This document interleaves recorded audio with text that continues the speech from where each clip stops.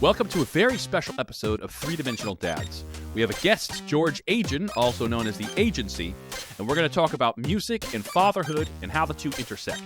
So grab your axe, plug in, and turn it all the way up to 11. Or if you have kids and they're sleeping, put on headphones. We're cranking up the volume on this episode of Three-Dimensional Dads. Discovering fatherhood in the next dimension. Hey. I'm Jay. I'm Derek. And I'm Ian. And I'm George. And that's George. Yeah, that's George. Yeah, so yeah, welcome to Three-Dimensional Dad, George. We Thank you for having me. are geeks, we are dads, we are sci-fi people, but we're also nerds for music. We love I think we all love music. Absolutely. And I think that's the great thing about music. It oftentimes brings people together and brings dads together. So I know that Ian is our resident musical genius. So much of this is going to be him, kind of like leading us around by the horse collar here. Okay. Sure. So what led the three of us to start a podcast was talking about being dads. I mean, we had the geek stuff too that we loved, but a lot of it was we'd go out after movies, and half of it was about, Infinity War and Thanos. But the other half was like, we were all dealing with young kids in the house and talking about being dads. And we thought that dads don't have places to talk about that stuff enough to be able to address that and just, commiserate and talk with other people. And so that's what started the podcast. I saw parallels in the stuff that you do. It seems like you also had the same kind of feeling of like using your music to bring out fatherhood. And yeah, absolutely. It's funny when you start, I started writing songs when I'd taken piano lessons as a kid. I learned enough of the music theory to be able to fake my way through. I played in a covers band at some point. But then, when I went to college and I got a guitar, I taught myself to play as badly as I played the piano just by learning the chords. But because I knew what chords went with what chords. Learned how to play the guitar with terrible technique, but it was enough to start writing songs. And, when you're 18, what do you write songs about? The girl you have a crush on and, all that kind of stuff. Sure. And then, you're coming at it 25, 30 years later, and it's like, well, the love of your life is your kids. And you're writing much like you mentioned Cats in the Cradle, but the one that always sticks out to me is Time in a Bottle. Jim Croce writing that for his unborn child. And so that becomes the dedication of love that inspires the music that's created. And so fatherhood became something that music became at the same time a dedication to, an escape from, and a celebration of fatherhood, because there's also times where it's just like, I need to just pick up my instrument and not have any kids around and not have anybody else around and just do my thing. And that's all part of it. Right. So it's a healthy expression. I think as we'll probably talk about, music always brings people together. It brings the dads and the kids together. It brings the family together. It brings friends together, and it's wonderful. And when I was going through thinking about what kind of podcast should I get on to talk about my music, I thought, well, there's a few of my songs that are explicitly about fatherhood. And so I looked at Fatherhood podcast, and then when I came across you guys, like, well, wait a second, but these guys are also musical people, so that was a perfect space. So I feel very much at home here. Talking about fatherhood, but in the context of music and with other people who are music hobbyists and have played music for many, many years and consider it something very near and dear to their hearts. So thank you for having me. Oh, yeah. Great. sure. Yeah. Welcome. Yeah.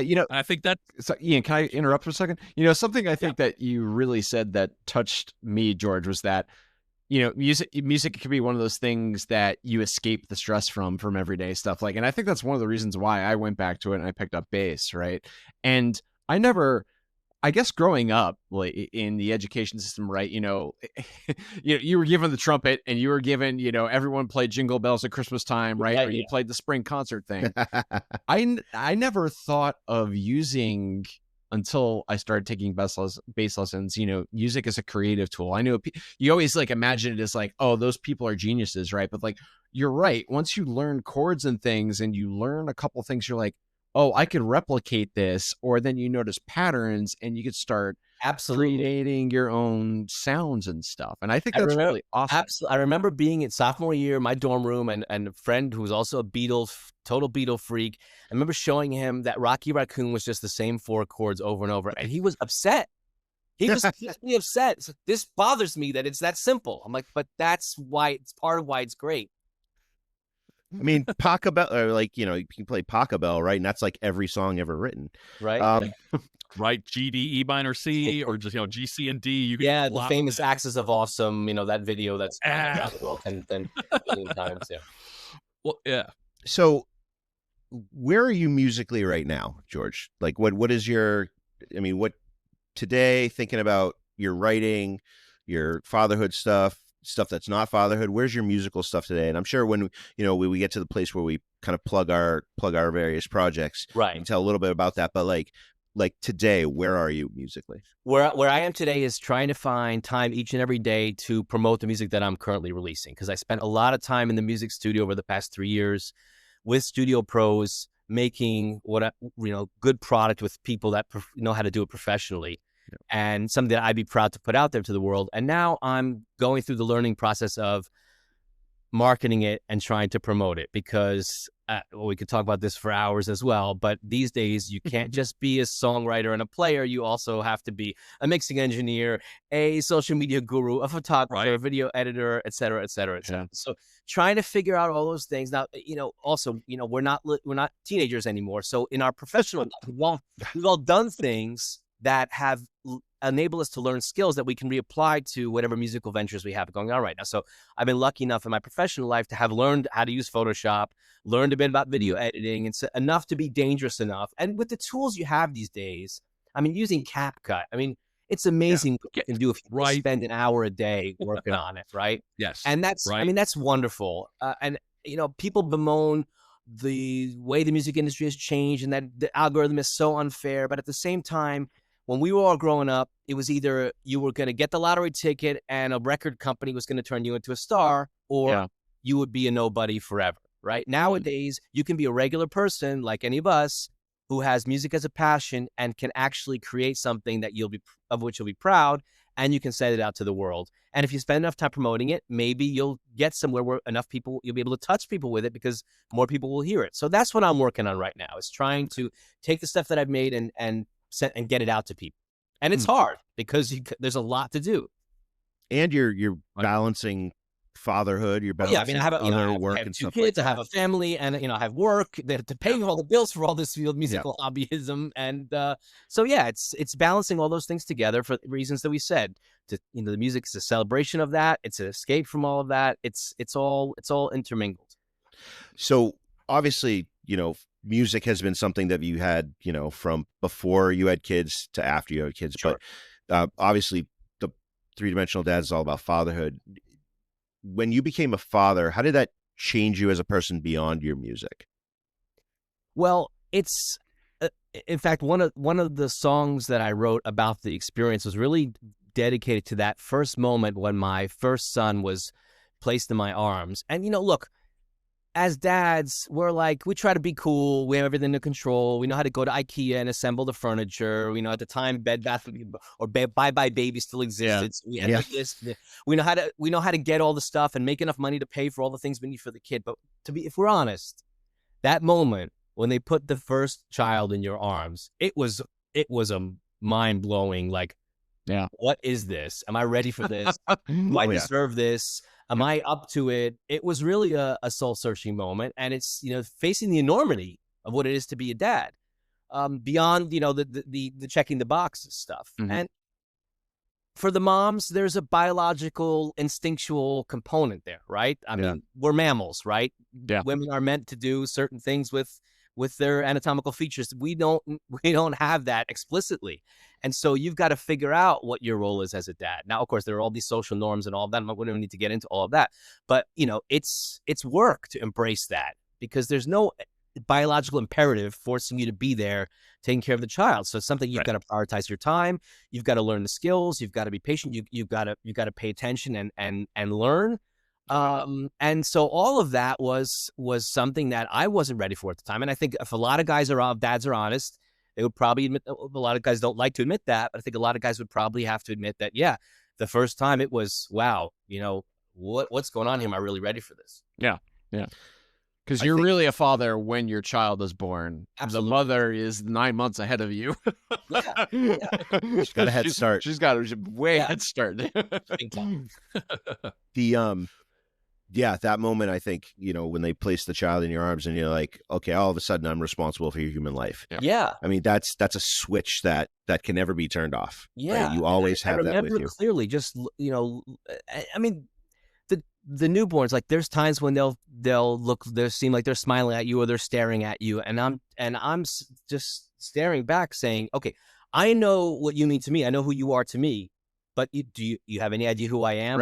Right. What this is all about? And it was that's what inspired came in for the inspiration for the music and for the creative part, was to channel that overwhelming, but at the same time intimidating and also joyful and amazing feeling and experience, all wrapped up in one. So do you have like what's the relationship between your parenthood and your music and your parenthood? Like, is there kind of like a cyclical relationship there? Do you have like a kind of a back and forth with it? So how does music? Or what was it like before? Yeah. And then when you had your kids, how did it change you musically, I guess? Yeah. That would be something interesting. Yeah. Well, I think me as a person and appreciating music, I mean, music was always there for me. It was always a passion. And then it was wonderful, waiting for the moment when they would be old enough to be able to do something with their hands and voice, right? So it was like, okay, what do you start with? You start with, as soon as they were old enough, the whole drumsticks and beating the couch, and just I wanted them to be surrounded by the opportunity to make music as soon as possible, and not to be one of those crazy parents that's imposing on them to start piano lessons at age 2. And no, I'm not about any of that.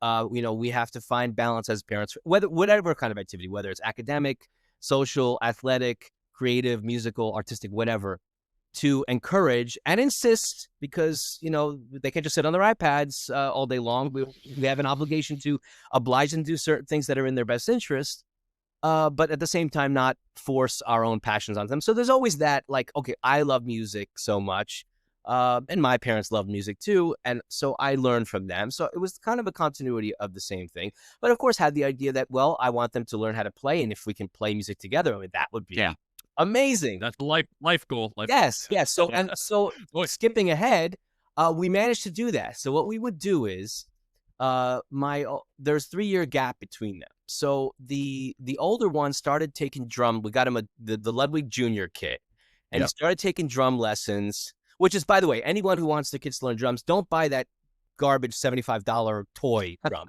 For $300, you can get the Ludwig. Well, it's probably a bit more, Mal. For like less than $400, you can easily get a proper Ludwig kit that will sound good. It will sound like real drums, okay, that a kid can sit behind and play.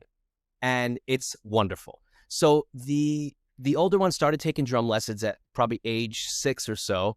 And he started with that. And at the end of his lesson each week, his little brother, who at the time was 3, would sit and just copy. He would sit for 10 minutes with the teacher and just kind of copy what his older brother was doing. And so, even a 3-year-old can learn to do a basic backbeat, right? Yeah. So at that point, I bought a, I'm not a super tall guy, so I bought a short scale Fender Mustang bass, thinking, okay, eventually I'll teach the older one just to pluck the roots on the bass, and I can play the guitar. The little one can hold the backbeat, and the other one can play the drums, and we can have the foundation of a band. And so what we ended up doing was, each year at Christmas time, we would take a Christmas song and make an arrangement that would work for the 3 of us. And that became like something that everybody looked forward to, on social and Facebook at the end of the year. When is George and the George and Michael and Jude going to put out their Christmas video, which was so much fun to do. And these were like 90-second arrangements. These were not 4-minute songs. And people would say, "Oh my God, this is so amazing that you're doing this. What a beautiful, joyful experience." And I'm like, yes, it's true. But guys, you are seeing the 90 seconds that was the culmination of days and days of, I quit this band. I hate this family. This is horrible. You didn't make him practice. He was out of time. All of that stuff. Oh, God. It goes into it. But, the end product was something so joyful. So it was wonderful to do that with them. We did that up until, I think this last year was the first year that we didn't do that anymore. But the kids are still doing music lessons. Cool. They're still keeping up with it. I drive them crazy with it. So I try not to get too nerdy about it. But But you know what I'm sure you guys have noticed as well is that what's wonderful for us growing up with the music that we grew up with is that the kids know so much of the classic song. They know so much of the classic canon. I mean, I remember being in the car with my younger son and my niece, who's a year older than him, and Dream On, Aerosmith Dream On, you guys are Boston guys, right? Dream On came on the radio, and they're singing along to it. And I'm like, how the heck do you guys know Dream On? They're like, well, it was on a meme or it was on some video or something like that. I mean, they all know the bass line of Roundabout. You know, they all know the riff of Billie Jean. They all know the solo from Beat It. I mean, the kids know this stuff, which is great for us to be able to share with them and try to get them maybe a bit more into it. So I love that. I mean, I think it's, you know, we can complain about social media, but it does have its positive aspects in terms of exposing the kids to certain things. It's funny. I have friends from back when I was in college, and what they always told me was that I can't imagine the type of music our kids are going to be listening to. And what they've found is that their kids are like listening to the same stuff that we listen to. And they're like, this is awesome. And they're like, wait, shouldn't you be introducing us to like the new music? I mean, think about this, right? Like, well, Taylor Swift, right? My wife is a Swiftie. She's been to every tour. Okay. She got my daughter into being a Swiftie. Right. But my daughter will also listen to Ariana Grande. She'll listen to all these pop stars, and she loves it. But when she's in the car with me, I'll do this thing where I'll be like, okay, here's the Taylor Swift of the 80s, and I'll put on like Madonna. Right. Or I'll put on Whitney Houston. Okay. And this is my daughter's face when the music comes on. She's like this. And she'll either say, I like this, or I don't like this. Right. And then I'll kind of like, I'll almost be her algorithm. Yeah. Right. And I'll play some stuff for her. Hey. Yeah. Yeah. I feel like my parents' music, it's the same. Like I bonded with my parents through music. They played all their stuff for me. But I feel like I'm playing all my parents' music for my kids. Yeah. Right. Like I'm not playing them a ton of 90s stuff. I do some, but I feel like a lot of it is the 70s and 80s. Yeah. And like those bands that like my parents played for me. Yep. Yeah. How many dance parties in the kitchen happen over like all of the Supremes or like just old disco? Oh, yeah. It's just like ABBA is like playing.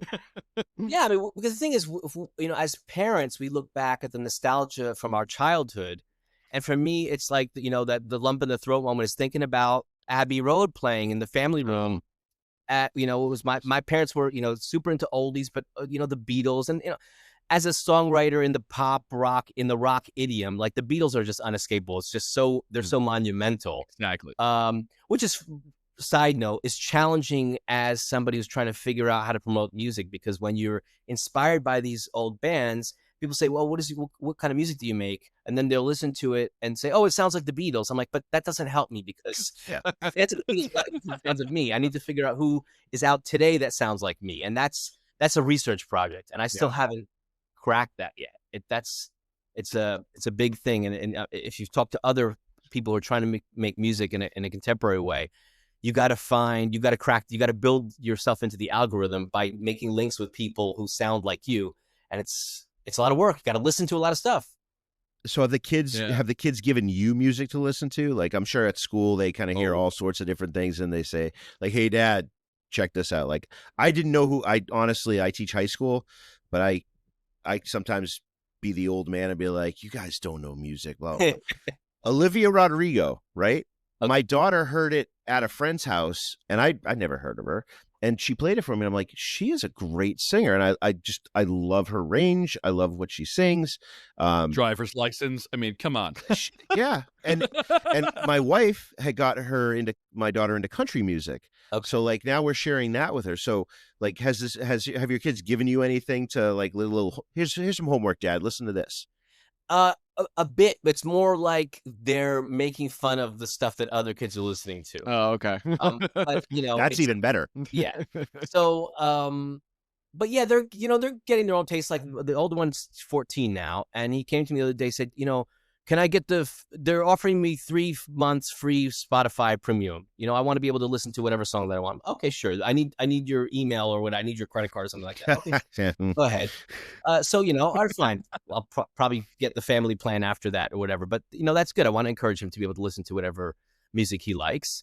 And if I don't agree, like, some of it is just, that trap beat, stuff that I don't. Yeah. I'm not very enthusiastic about. Yeah. But that's fine. Well, they gotta find their own way as well. So I'm okay with it. It's Yeah. that balance is tough. Like we in our house, there's a couple of things that are constants though. We all know Queen, and Okay. we all love singing Queen. And sometimes when we're asking, where's our wife? We all go, Mama, and Leora goes, just killed a man. Like, because it'll just be like a reflex to her, right? Scott, can I just make a point there? It's amazing how Queen, of all the classic bands, somehow Queen has transcended into the streaming world more strongly than any of those other classic bands. Maybe even to the level of the Beatles. Like in terms of streams, the other bands that were as big in the 70s and 80s are not as big as Queen with younger people. I feel like they're in advertisements a lot. Like I feel like when you listen to you see ads, you hear Queen a lot. Okay. So I don't know. I just feel that way sometimes because like, oh yeah, I heard like Bohemian Rhapsody. Bohemian Rhapsody is kind of an anthem commercial or something. Wayne's World, right? Wayne's World brought it back. I don't, Queen had that resurgence when Wayne's World come out. You're really dating us, Jay. I was gonna say, I am. Wait a minute, listen, I am dating. We have. By the way, that was the best moment in the biopic in the Queen in the film that came out a couple years ago. It was Mike Myers doing the agent. Yeah. Can't you have something that you can bang your head in the car to? What song is bloody 6 minutes long? That was the irony was not lost on me. I love that. I love that stuff. So I have a problem with drug commercials now, where like my kids know the Beatles mostly from from all these different drug commercials that are advertised. Big Pharma. Don't sing Ozempic, please. I know. How are you doing? Or just the songs I'm hearing, like the first time that you hear, Here Comes the Sun, it can't be to somebody's drugs. Oh, I know. I feel like I have to go play them the actual recordings. Well, so I felt a responsibility to play absolutely in my kids. So is there? So I will say this: when I was a kid, my mom, in the 80s, The Big Chill. That was the one tape that was on constant rotation. So we got a lot of Temptation and stuff like that. So that was almost like an anthem for our house. Is there an agency anthem in your house? Like one song brings everyone together. It's probably it's a tough one. Yeah, but it's also commingled with the fact that the kids and their mom actually performed background vocals on one of the tracks that I did. So nice. That has a special meaning for us. So on the first album I did was an album of mashup covers. Mm-hmm. So I figured, okay, if I'm gonna go, and before I bring my own songs into the studio, having never been in the studio before, and knowing that things are gonna go wrong the first time you go out and do something, I don't want to take things that I've been cherishing for 30 years, 25 years, and find out that they don't get realized quite to my satisfaction because I didn't know enough about the process. So I thought, let me go and do an album of covers first so that I can make the rookie mistakes using someone else's songs. But in order to do that, I thought, let me do mashup covers. Let me take songs and put them together in odd ways so that there's really a creative element to it as well. They're really my arrangements. And so I took the song How Bizarre, which we grew up with in the 90s. Every time I look around, same song as Teenage Wasteland. Oh yeah, it's only teen. It's the same song, same tempo, same chord progression. So I was at my cousin's house having breakfast over Christmas one couple of years ago, and his wife's walking through the kitchen singing Every Time I Look Around, and I'm like, Teenage Wasteland.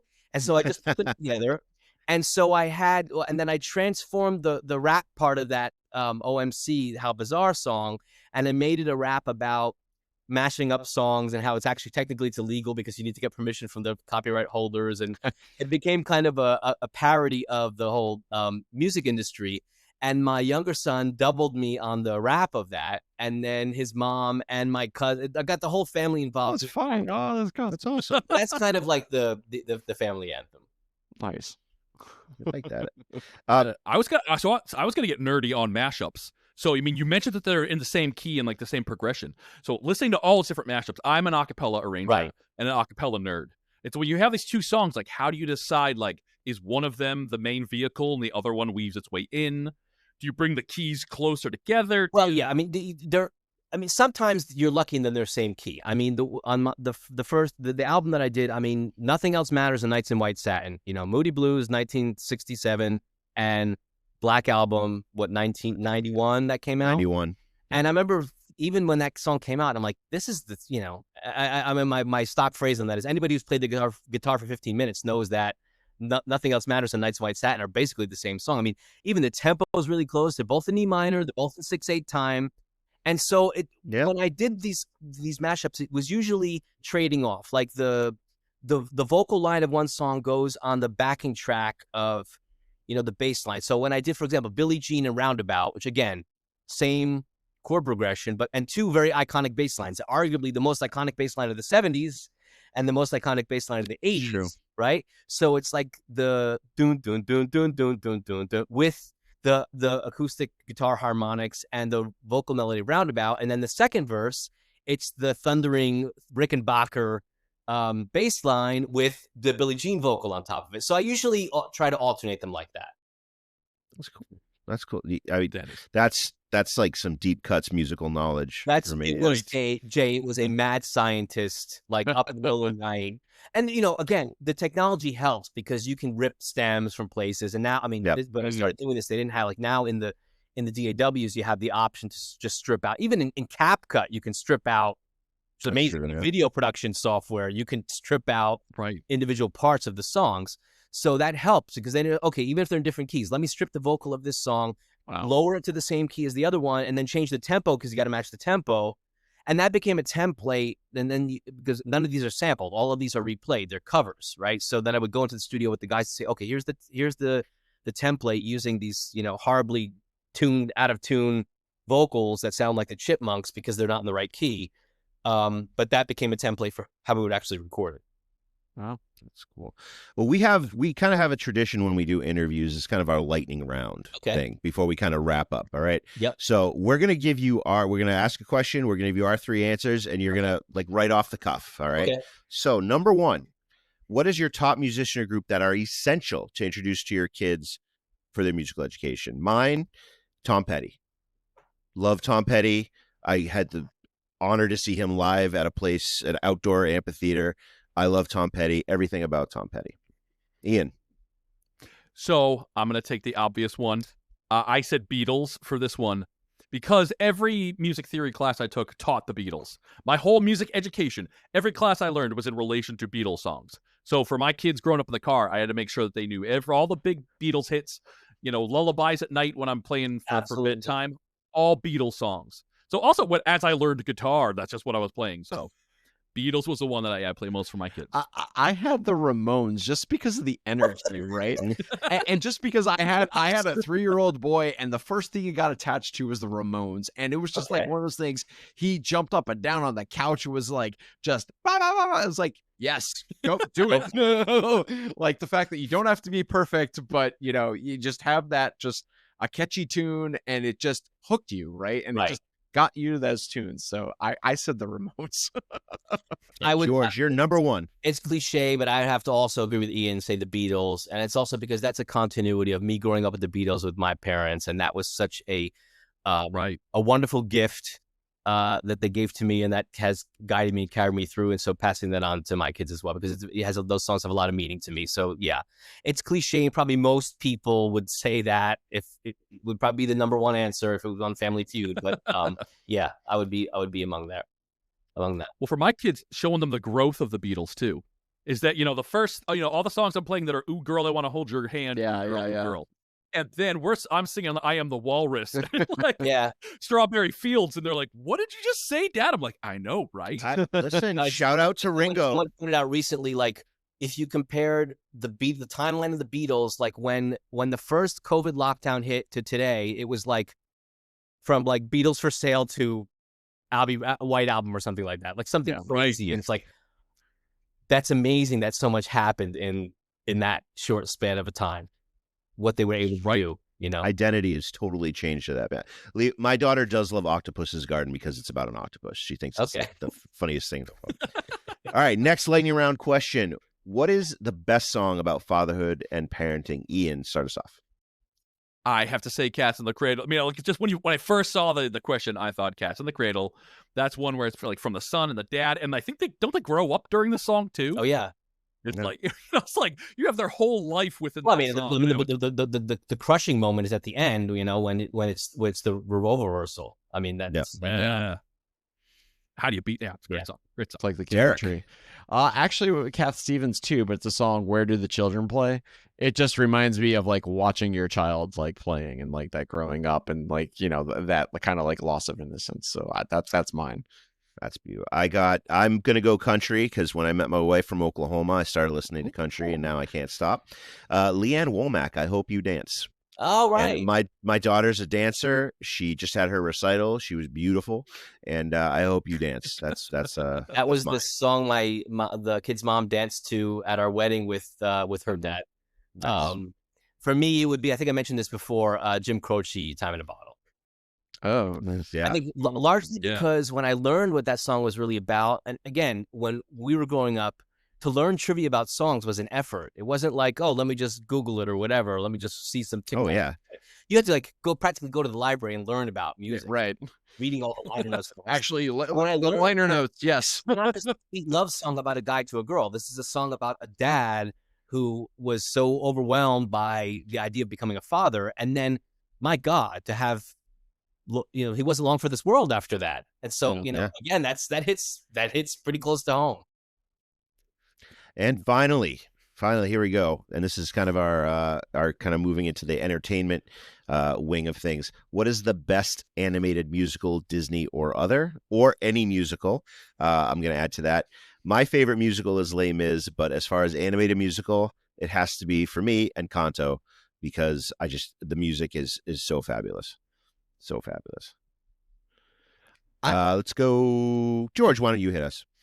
I mean, look, I grew up on the stage in high school and drama club. And that was the golden era of Les Mis, Miss Saigon, Phantom of the Opera, all that stuff. So like, those are wonderful. But as far as animated goes, again, that era, I mean, Beauty and the Beast, the original animated Beauty and the Beast, the quality of the songwriting, I mean, even, and the live action remake I thought was outstanding. And the way even they made embellishments to the score, that new song, Evermore, was just, what a brilliant, beautiful song. So I would go with Beauty and the Beast. Ooh, Alan Menken, right? Was that a Menken one? I think so. Oh yeah, those are all good. Aladdin, yeah, it's hard to pick. I went with Nightmare Before Christmas. I love that Alan Menken stretch in the '90s, but Danny Elfman on Nightmare Before Christmas.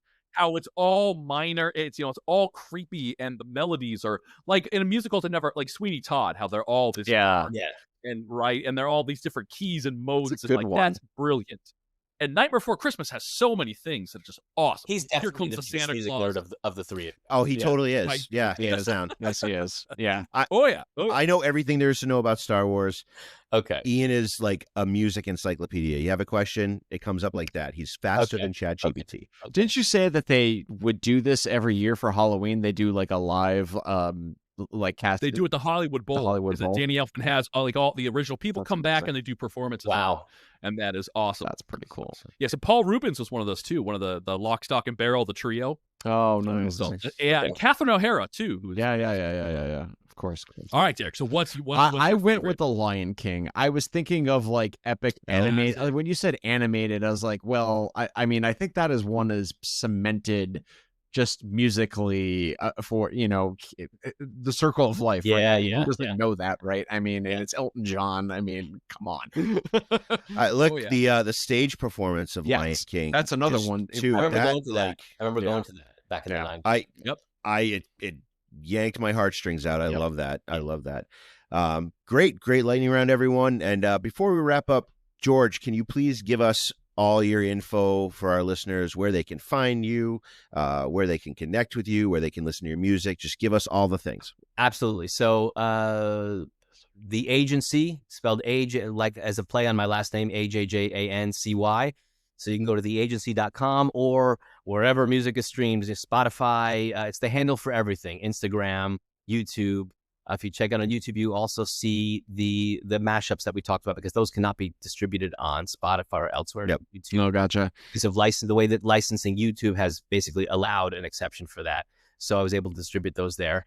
And there's some songs about fatherhood in there, which I'm sure all of the listeners of Three Dimensional Dads would enjoy. And love sharing the music with anyone. So please pay a visit. I'd be delighted to. if you look below, everyone, we'll put all the links down there. Thank you. Everything down there, we'll load it up. George, thank you so much for coming and talking with us tonight. It's a great honor. I look forward to listening to more of your stuff and keeping this connection going. Absolutely. And for the Three-Dimensional Dads, I'm Jay. I'm Derek. I'm Ian. And we'll see you next time. Thank you so much, guys. It was great. That was awesome.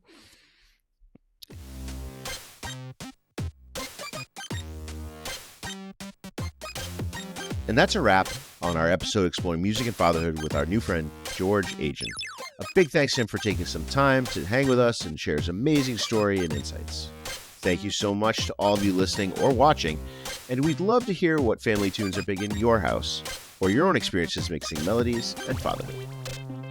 The next few episodes are going to be a blast. We're going to be reviewing Season 2 of Andor, and we're going to have our annual summer movie preview. Check out our show notes for more info on George Ajjan and the Ajjancy's music. And as always, you can connect with us on YouTube, Apple, and Spotify at 3 Dimensional Dads, or email us at 3dimensionaldads@gmail.com.